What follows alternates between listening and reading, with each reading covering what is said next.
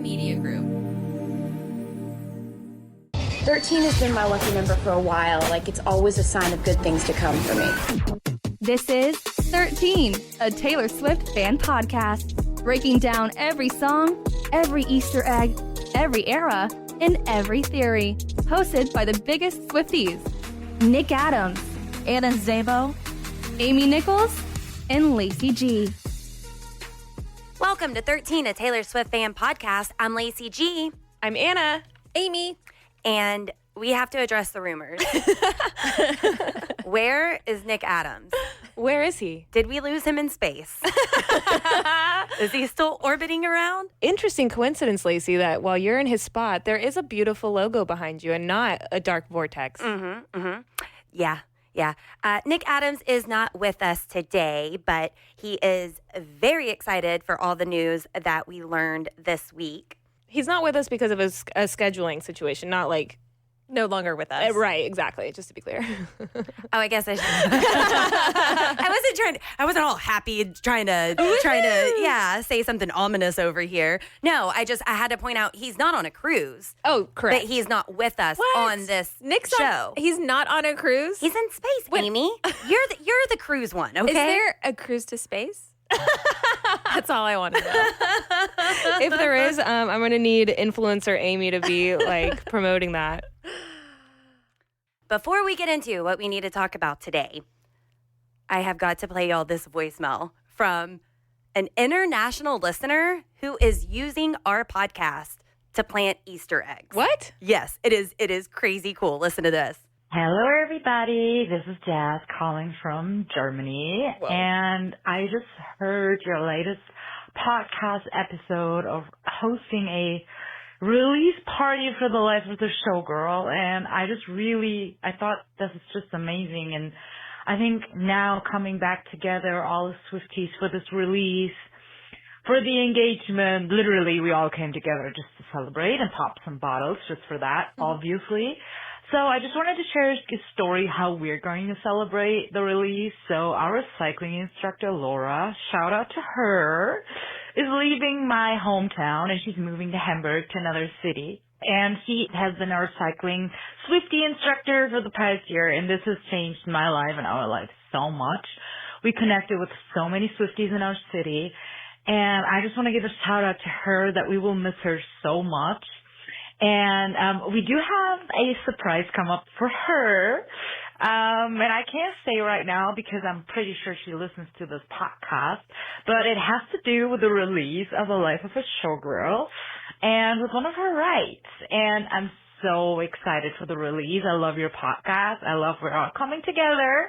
I know a lot of people here from Germany, they listen to your podcast as well. So shout out to everybody from Germany. And yeah. Love you. Bye-bye.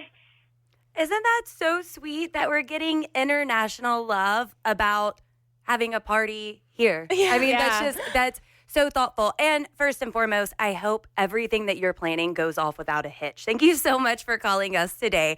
But I thought that was really sweet to leave us a voicemail. Like, I can't even go, but I'm excited and proud of y'all because we do have a big event coming up. We do.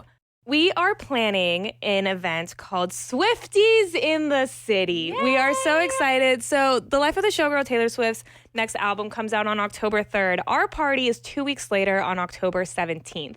And the vision, the idea for this event is basically, it's such a beautiful thing to experience new music and shared interests with other people, right? So it's like we just want to create a space for people to come together and essentially celebrate. And so it's going to be on October 17th from 6 to 9 p.m. at the Pegasus Lawn at the Omni Dallas Hotel. Tickets are only $13. But something that we're doing and something that we've done in the past is we're setting up a Swiftie market, which I think is one of the coolest things that we do because there are so many wonderful people in this community who have small businesses. And it's the perfect opportunity for people to come and show off like what it is that they create with their small business, whether it's t-shirts or artwork or bracelets or jewelry or whatever it is. It's like, come to our event, set up shop.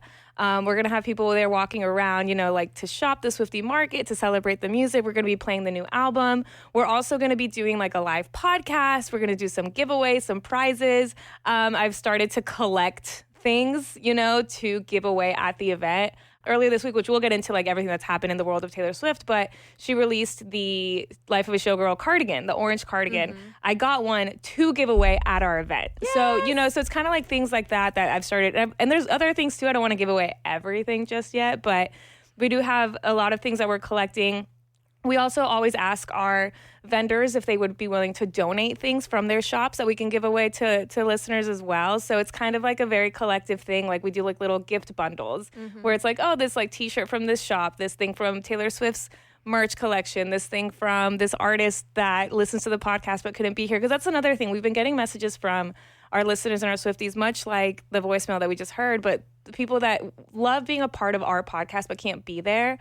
We have an incredible listener. His name is Jacob, and he messaged us because he's not sure if he can be at the event, but he really wants to contribute. So he knows someone who like created or like wrote like a Taylor Swift inspired book, and he's trying to get a copy of it to send to us to give away at the event just because he wants to be a part of it. Yeah. And so it's like that means so much. Like that's so special. It's like we just want to come together and celebrate together, celebrate Taylor Swift, her artistry, an era that is so glitz and glam, like I think it's really awesome. So again, Swifties in the City is happening on October 17th from 6 to 9 p.m. at the Pegasus Lawn at the Omni Dallas Hotel. You can get tickets. They're only $13 at the13podcast.net. And that's also where you can sign up to be a vendor if you have a small business and you're interested in being one of our vendors.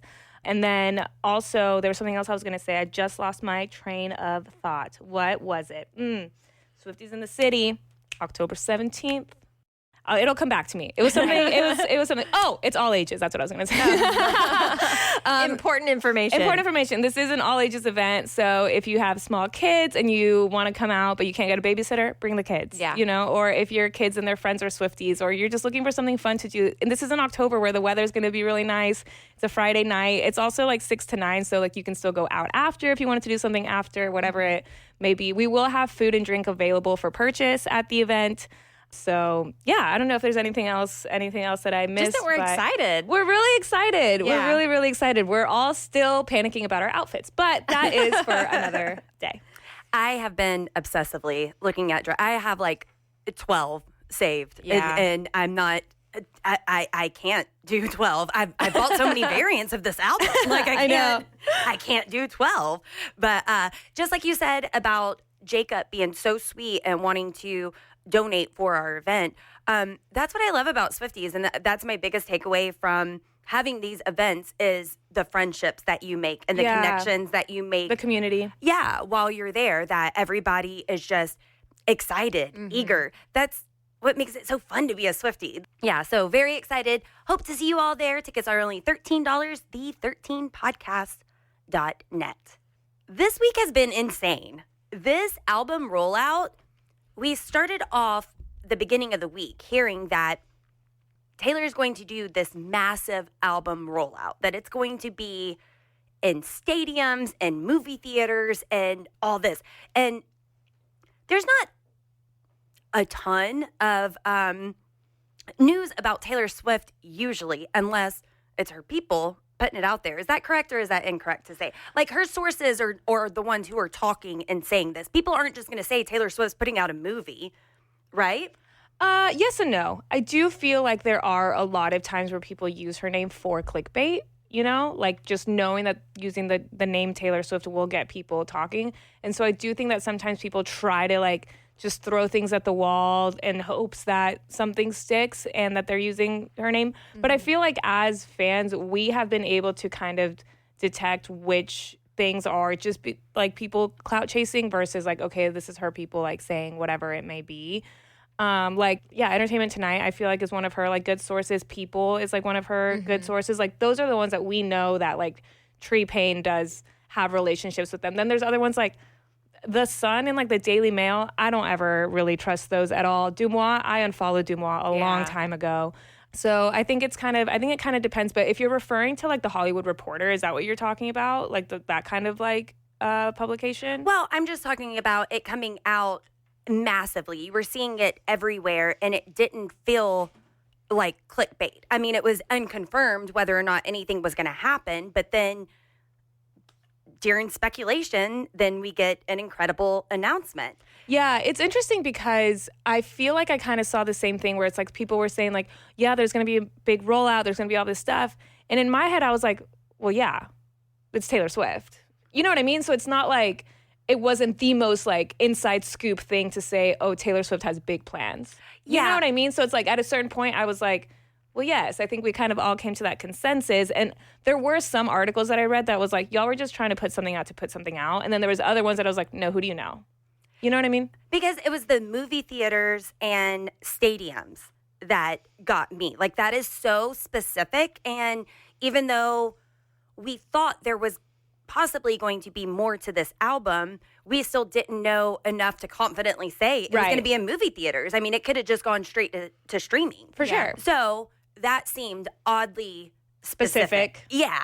And they did say stadiums too, right? Or did I make that up? I want to say I heard stadiums somewhere. I personally did not see anything about stadiums, but I did see rumors about movie theaters. Before she made her announcement, like a few days before, there was some speculation because people started to notice that AMC theaters especially had like reserved like screening times for like that Friday, but it didn't say what it was. Yeah. And so it being the same weekend that the Taylor Swift album was coming out, that's where we kind of like made the assumption there. I personally did not see anything about stadiums though. Oh, and glossing over the fact that Taylor Swift is going to be on the Graham Norton show. Yeah. Again. And she's come out with albums and didn't do any interviews. So, I mean, I see where you're coming for that. Like, there's not always a big rollout. Yeah, well, this source specifically was saying, like, Taylor Swift is going to be absolutely everywhere. This is the calm before the storm. Stuff is about to start popping. Yeah. And then it's like, oh, is it that feels right, that sounds right? And then almost immediately, an announcement. Taylor Swift herself says, I hereby invite you to a dazzling soiree. What the fun official words. I know. release party. I did not know if I said that correctly. I just You tried did. to skip over it. Okay. No, you did. You did. Soiree. The official release party of A Showgirl, October 3rd through 5th, only in cinemas. You'll get to see the exclusive world premiere of the music video for my new single, The Fate of Ophelia, along with never-before-seen behind-the-scenes footage of how we made it, cut-by-cut explanations of what inspired this music, and the brand-new lyric videos from my new album, The Life of a Showgirl. Looks like it's time to brush off that Eras Tour outfit or orange cardigan. Tickets are on sale now. Dancing is optional, but very much encouraged. This show is sponsored by BetterHelp. You know, we've all done it before. We turn to our hairdresser, our barista, a random stranger in the bathroom, somebody on TikTok, or even our favorite musical artist. These are the people that we turn to when we're looking for a therapist. And we joke about it too. We say, oh my God, Taylor Swift is totally my therapist, because she helps us, navigate our feelings about relationships and anxiety and all these other things that we need guidance on. But the truth is, there is a difference between escapism and actually speaking with a real therapist. And BetterHelp therapists work according to a strict code of conduct and are fully licensed in the U.S. BetterHelp has been helping people find their match for over 10 years, and they have a 4.9 rating out of 1.7 million client session reviews. BetterHelp is completely online. You can pause your subscription whenever you need to and switch therapists anytime at no extra cost. BetterHelp is the world's largest online therapy platform, having served over 5 million people globally. And it's so true. I've done it before. One time I was speaking with a therapist, and the truth is I just felt myself not completely opening up. And I think it's because her and I just didn't connect the way that we needed to. So I switched therapists. It was so easy, no extra cost, and it was so convenient. I was so thankful for BetterHelp. So as the largest online therapy provider in the world, BetterHelp can provide access to mental health professionals with a diverse variety of expertise. Find the one with BetterHelp. Our listeners get 10% off their first month at betterhelp.com/TaylorSwiftFan. That's BetterHelp, HELP.com/TaylorSwiftFan. Yay! And okay, gotta give a very incredible and much deserved shout out to Lacey, because you were on top of this and you bought our tickets to go see this. Thank you, before Lacey. any of us even had the chance to know what it was. I immediately went on, bought them, and then I'm asking stupid questions like, Showtime instead of get them all. But I was thinking about Amy. No, it's important. Yeah. Thank you. Yeah. I didn't even know what was going on for an hour. I was like, what? There's a movie? I am so happy and so thankful that you took care of us. Well, thank you. Anna, I'm sorry that I did to you what absolutely everybody else does to you and just throw everything on you. Anna, what Showtime should I get?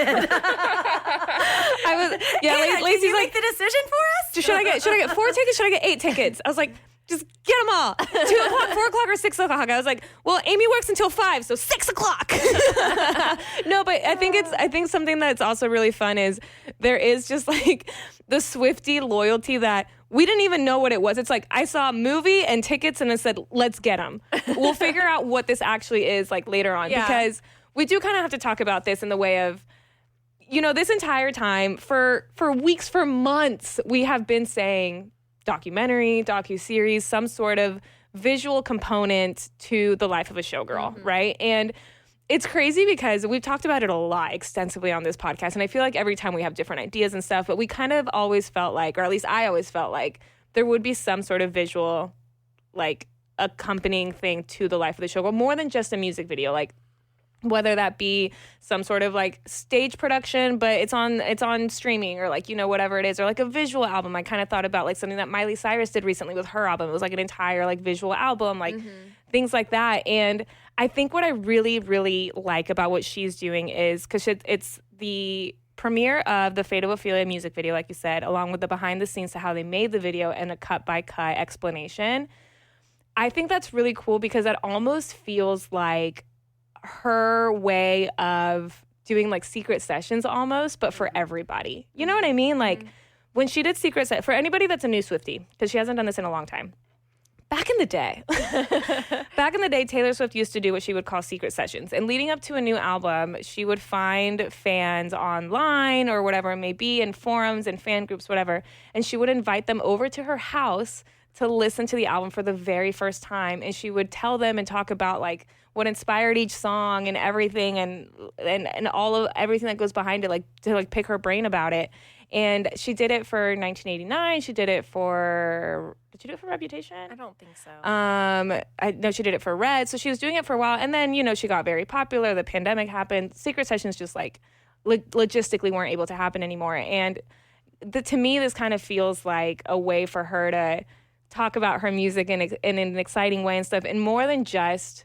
it's on YouTube and go watch it. Like, yeah, that's cool too. But to put it in theaters for all of us to come together and like experience it together, like I think that's so cool. And to know how her brain works. The behind the scenes, I'm very excited about that. Yeah. Yeah. Like that's gonna be really cool. I almost like because then she said that we're gonna have like the lyric videos to all of the other songs. So then it's also just like a way to like listen to the album all together. But I'm interested because there's 12 songs. Right, which are probably, on average 3.5-ish minutes, give or take. This film is an hour and a half. Yeah. So is that going to be like a music video that's like 5-ish minutes plus like an hour of behind the scenes and then like, the last like 30 minutes of like the album? Like, I don't know. What do you guys think? I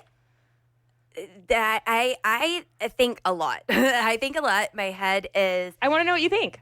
Absolutely spinning because there's so much mirroring going on with Reputation. Yeah, that's really interesting. Yeah. And I full-fledged think this is karma or the karma concept. And I wonder if the documentary, if whatever it is that we're getting, the Life of a Showgirl movie, if it's going to pick up from Miss Americana and on. I mean, we see Miss Americana and she was disappointed in Reputation because it didn't get nominated for any Grammys. And she said, I just have to make a better album. Well, fast forward to now, she owns her masters and she said, I tried to re-record this album. I was unable to. She's proud of the album now. She went from being disappointed about it to proud of it. And I kind of wonder if this is the Fire Vault tracks that we are supposed to get. If this was a concept that she had for a long time that she's just now able to roll out because she can do anything that she wants to do. So I don't know. I don't know. I don't see, there's way too much footage for it just to be lyric videos. I want to know. I want all of it. I want the moment that she got her master. Like, I want to see what all she had to do, because we think that we have an idea, but I mean, what did it truly take for you to change the ways for everyone? I mean, that's just incredible to me. So I don't know. That's one thing that I've heard is just picking up from Miss Americana. That's an interesting idea. I do think there's a lot of footage, and this probably isn't the only thing that she's gonna give us. I mean, like you said, behind the scenes of Eras tour, I don't think that's what this is. I mean, agree. maybe, but there's just so much that's documented. Yeah, and I don't know when it's going to come out. Right. And I agree. Like, I almost feel like this is going to be just like a focus on this specific behind the scenes of like the music video. And granted, maybe the music video does kind of carry through that. Like, we don't know that because so the lead single is going to be the Fate of Ophelia. And we know that she's referring to Ophelia from Hamlet, right? That's what she talked about in the New Heights podcast. So I just like Googled it, like, how did Ophelia die in Hamlet? So spoiler if anybody hasn't read Hamlet yet. But Ophelia dies by drowning after falling from a tree branch into a brook. The death is described in Act 4, Scene 7. So she dies by drowning. And it's interesting if you kind of think about it, like, from Reputation until now, I guess with the exception of like Lover. But if you think of Folklore, Evermore, there's a lot of water imagery, like a lot. I mean, even the lakes. You think of the lakes where she's basically saying that she wants to end it all and go to the lakes, right, and the water. And then you think of like the Cardigan music video where she's in the water, all this stuff. What if the Fate of Ophelia as a song, and I haven't heard it, so this is like purely an idea, but what if it is kind of like a positive thing where it's like, no, but I didn't drown. The Eras tour changed my life. My prophecy changed. I got my music back. Like, all of this, like, really, like, uplifting. Like, the Fate of Ophelia was not my fate, even though for years and years I thought that it would be, and maybe it wasn't. You know, like, she kind of rewrote her own ending in a way. I mean, we've seen her take characters from Shakespeare, Romeo and Juliet, and change the ending there, too, you know, so it wouldn't be the first time. That'd be very cool. So I think it'll be kind of interesting in a way that I think you're right, that maybe it does pick up kind of like, I'm almost thinking like, the Look What You Made Me Do music video. Like, what if it kind of picks up from there? You know, like, what if we do see the orange Taylor that was on the plane? What if we get to like... That'd be so cool. What if we kind of like, it starts on her, and then we get to kind of see her when she was in the golden cage and like everything, and kind of like, if she's quote unquote Ophelia, kind of like what she's been going through the last years, you know? Like, I wonder if there's a way to take that idea of like picking up where we left off, but in almost in like an artistic kind of way, well, you know? And so that would make the music video more of a story. Like, you could do half the song like she's done before in the past, give us a story in the middle of it, and then end the song. So it could be a very extended music video. That's All so Too Well, true. Or That's so true. It could be like a 15-minute thing. yeah. Amy, do you have any guesses? That what I said just now. Right now. Okay. You just heard it. Okay. You just heard it. Yeah, it's really cool. I feel like also as people like us, like on this podcast, anyone that listens to this podcast, like I feel like we study her lyrics and we like study her music. And so this is just going to be like the next chapter, you know, if it is a kind of like a continuation of things that we've heard and things that we've seen and things like that. Like, and I think it's going to be cool too, because she said that, you know, she wrote this during the second half of the Eras tour. And I wonder if there's going to be a lot of like lyrics and things that tie into things that we saw, you know, like if there's like just like specific moments where we hear the lyric and we're like, oh my God, that was the moment that, oh, she did this, or whatever it be, you know, it's like we were kind of we were all there for it. So it's going to be really, really cool. But I could be wrong. Watch this be the most depressing thing we've ever heard. I don't know. No. But all the Reputation sprinkles is very sus. Yeah.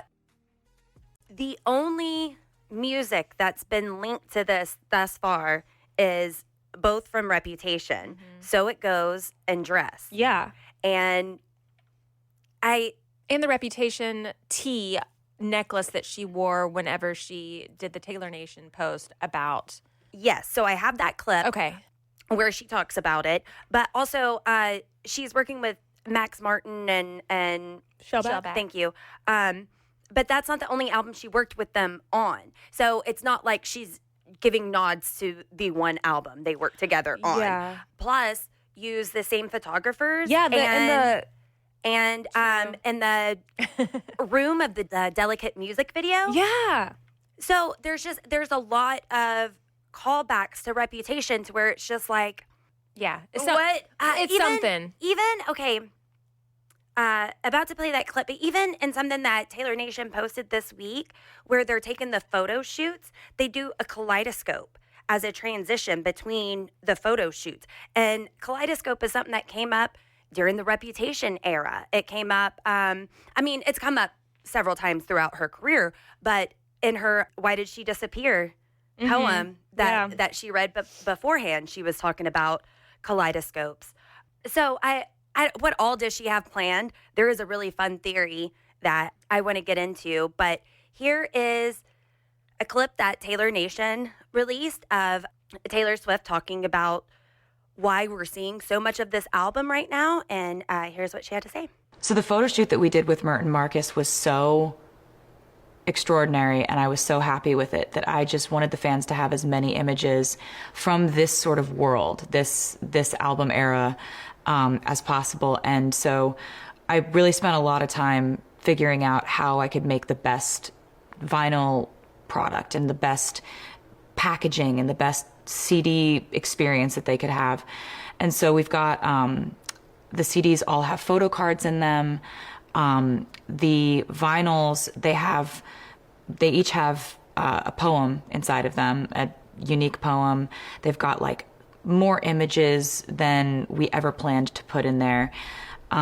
We chose this really high gloss finish, which I've never done before, and I think it looks so cool. I think, we wanted this album to feel like really luxurious, and kind of as a nod to the luxury that a showgirl puts on when she's on stage. Meanwhile, like in the quick change room, she's like, maybe that's just me. I don't know. But the vinyl packaging, the CD packaging, the photographs, the photo cards, it's all just something I'm very proud of. And it took a lot of time to put together, a lot of concentration, a lot of organization, but hopefully it pays off. I hope the fans are happy. We're happy. Taylor! And you know what? I would like to say that in that moment, listening back to that, I made a decision. I know. It's hard for me to make decisions. But as you all know, I get every variant of every vinyl that Taylor Swift has ever put out. And with this one, when I was getting them, I was like, I wonder. So I have my entire collection of all of Taylor's vinyls. Some of them are open, some of them are still like closed in their packaging. And with this one, when I was ordering all of my vinyls, I was like, maybe I'll keep these closed and preserve them and really have them be like a collector's item.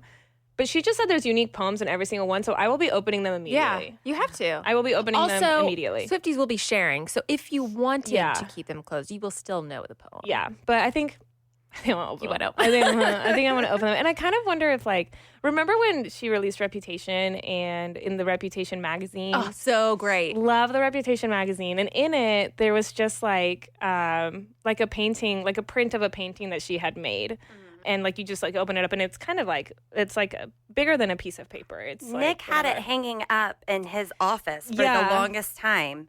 I know exactly what you're talking about. Yeah, and I have it too, and I have it framed, and I have it in my house. And something that I love about it is that it's like something that Taylor Swift created. And if you see it, you're a Swiftie, you're like, I know Taylor made that. But to the average person that doesn't know, it's just like a really cool painting. So it's like, I wonder if there's other little elements like that too in this packaging, since she very clearly cares like so much about it. Like I wonder if there are little surprises and little things like that. Yeah. Well, and this clip that Taylor Nation posted, Taylor's sitting in a director's chair talking. They don't know if it's like on a panel, if more people are going to be out there joining her or not. But there's a muted, flowery background. Mm-hmm. And people were comparing it to the Fate of Ophelia. Oh, okay, yeah. But also to that poem that you're referencing right now. Yeah. Because if you look, it could be the same thing from that photo, from that picture that she painted. So maybe she's kind of always had this like interest and fascination with the character of Ophelia, and she finally kind of figured out how to incorporate her into her music. Yeah.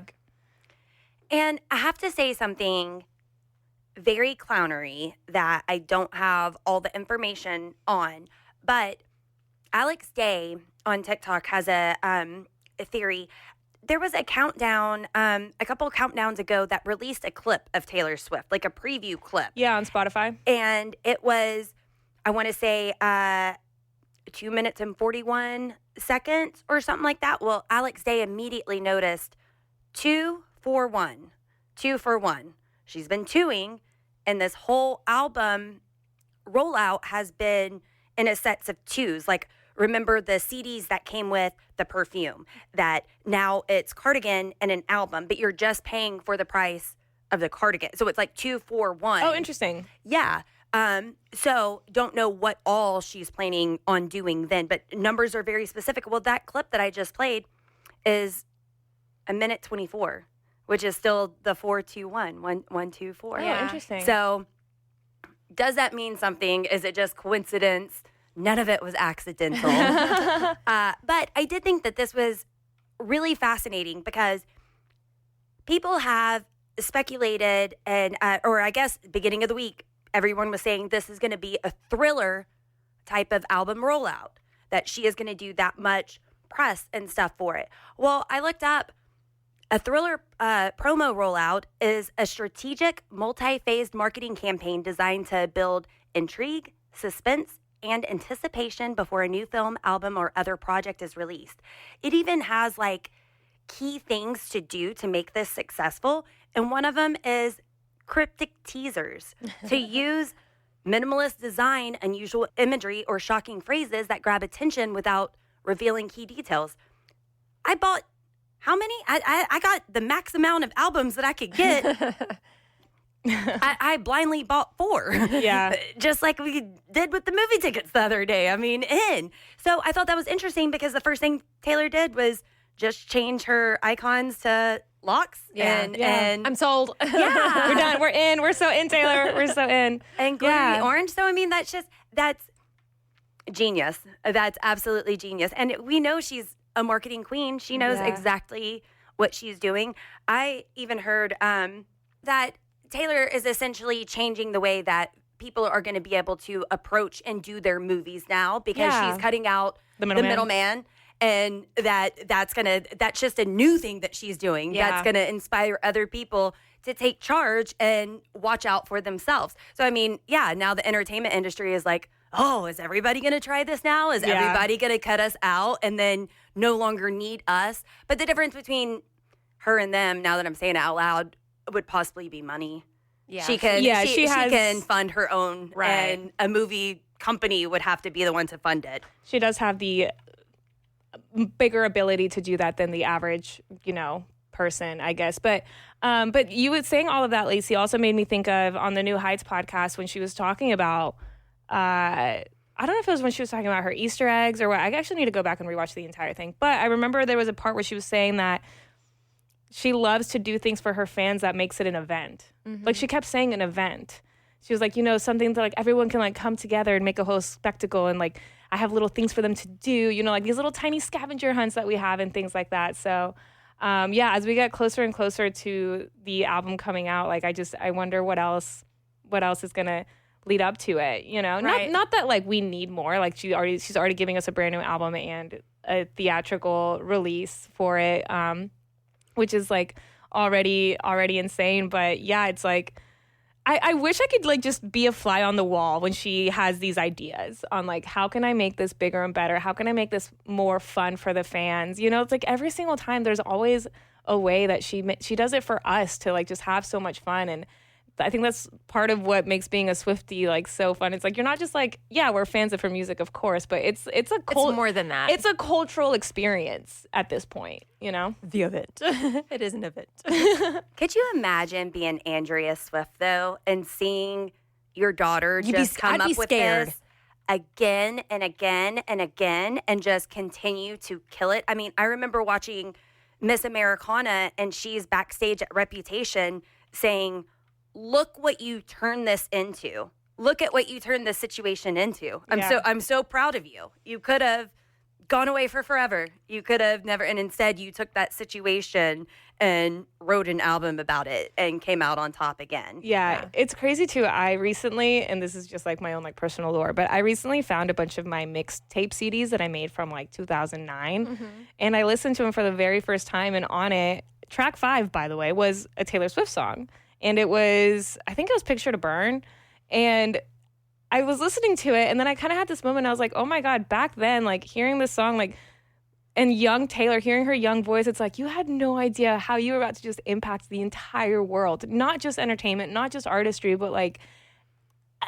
the entire world. Like she, like listening to her little young voice right there, I'm like, girl, you are going to be a legend. Like, it's insane. It's so crazy. I cannot imagine being Andrea Swift and just being like, that's my daughter. That's nuts. Every time, just she's doing it again. Yeah. She's got an idea. Okay, yeah, we'll go straight to AMC. Sure. Do you think that, because you know how she's like said before that she wakes up in the middle of the night with like song in her head and she'll wake up, do you think Travis has experienced that yet? Where she like wakes up, Life of a showgirl, baby. Of course. I do want to point out something very cool about the Thriller promo that I read. While Michael Jackson was rolling out Thriller. That was going to be my question, if that's why it was called this. Yes. While Michael Jackson was rolling out Thriller, they had, I want to say it was 7 singles out of like 10 or something. 7 radio singles. They had the Thriller music video, which was 13 minutes long. Oh, wow. And in order to fund that, I think is what I heard, he ended up doing a documentary about the filming of Thriller. So it was just this wall-to-wall coverage of what Michael Jackson had going on. And that's what Taylor is recreating now. So if this is truly the Thriller album rollout and this is what makes it be Thriller, then are we looking at 7 singles? Wow. 7 singles out of 12. And more from her visually. We can already see that this is a very visual album. And she said she had too good of a time and too much content to pass it up. So very grateful that she's sharing. But yeah, very, very excited. I feel like we're going to have the answers soon, but then I also feel like we might not have all the answers soon. I mean, we got our tickets. We're going to the movies. Yeah. Yes, we are.